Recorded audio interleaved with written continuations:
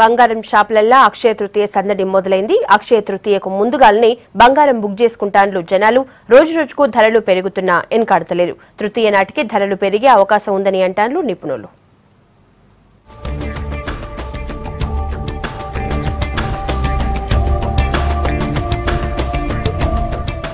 అక్షయ తృతీయ అంటే పసిడి పండుగ. ఈ దినం బంగారం కొంటే ఏడాదంతా మంచి సంపాదన ఉంటదని చాలా మంది నమ్మకం. బంగారంతోటి ఎండి కూడా కొంటే లక్ష్మీదేవి దీవెన ఉంటదట. అందుకే అక్షయ తృతీయ వచ్చిందంటే చాలు బంగారం వెండికి మంచి గిరాకీ ఉంటది. పూజ చేసుకునే వస్తువుల దగ్గర నుంచి అలంకారం చేసేదాకా అన్ని అమ్మకాలు జోరుగా జరుగుతాయి.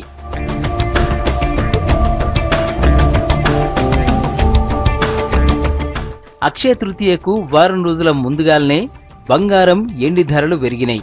వారం కిందట 10 గ్రాముల 24 క్యారెట్ల బంగారం ధర 29,450 రూపాయలుంటే శుక్రవారం 29,700కు చేరింది. 10 గ్రాముల 22 క్యారెట్ల బంగారం 25,480 రేటు నుంచి 27,450కి పెరిగింది.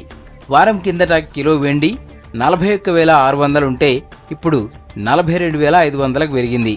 పోయిన 2 ఏళ్లల్లా అక్షయ తృతీయకు ధరలు తగ్గినాయి, కానీ ఈసారి పెరిగినాయి. పండుగ నాటికి మరింత పెరిగే అవకాశం ఉందంటున్నారు.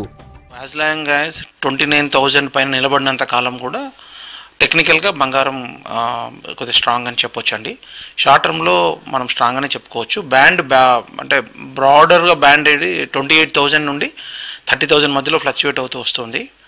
సో ఇప్పుడు 29 కూడా దాటి అంటే హయ్యర్ సైడ్ ఆఫ్ బ్యాండ్కి టచ్ అవుతూ వస్తుంది. ధరలు పెరిగినా తగ్గినా అక్షయ తృతీయ నాడు గిరాకీ ఉంటుందంటున్నారు వ్యాపారులు. ఇప్పటికే చాలా మంది ముందుగానే బుక్ చేసుకున్నారని చెప్తున్నారు.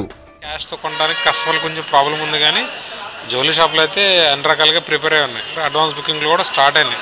ఎందుకంటే ఆ రోజు రష్ ఎక్కువ ఉంటుంది కాబట్టి తీసుకోవడానికి సెలెక్షన్ చేసుకోవడానికి ఇబ్బంది అవుతుంది కాబట్టి ముందు రావడం, వాళ్ళు నచ్చింది సెలెక్ట్ చేసుకోవడం, పక్కన పెట్టడం అని కామన్గా ఎవ్రీ జరిగే ప్రాసెస్. సేల్స్ వచ్చి లాస్ట్ 8 సంవత్సరం కొంచెం బెటర్ అనిపిస్తుంది. ఈసారి అక్షయ తృతీయకు బంగారం అమ్మకాలు బాగా జరుగుతాయని ఆశలు పెట్టుకున్నారు వ్యాపారులు.